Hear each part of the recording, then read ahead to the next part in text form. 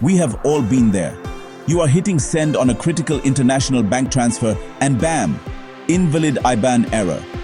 It is frustrating, but the good news is the fix is usually quick and simple. If you are struggling with a rejected IBAN, stick with me because we are diving into a step-by-step troubleshooting guide that guarantees successful payments. The first and most common issue is a simple IBAN format error. Every IBAN has a specific, strict structure. It is not just a random string of numbers. Start by checking the IBAN length by country. This is vital.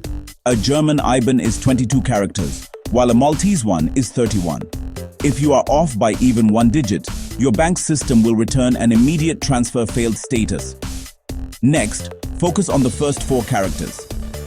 This section includes the IBAN country code, followed by 2 numbers, which form the IBAN check digit. This digit is the security guard of your IBAN. It validates the rest of the number. The single best fix is to use an online IBAN validator tool. Simply copy and paste the number to see if it is mathematically sound.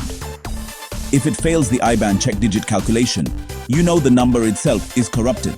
You must contact the recipient for the correct one. Another frequent culprit is a simple transcription mistake. Did you accidentally confuse the number 1 with a lowercase l or the number 0 with the letter O? IBANs are alphanumeric, but the first 4 characters are the only letters. The rest should be numbers. A simple visual check can often fix invalid IBAN problems immediately. Finally, confirm your input fields. Some systems automatically insert spaces, which can throw an error. Others require you to manually input the country code in a separate field. Always review the full IBAN structure as a continuous, unbroken string of characters before submission. By following these steps, you will quickly isolate the mistake, correct it, and ensure your payment goes through, making that invalid IBAN error a thing of the past.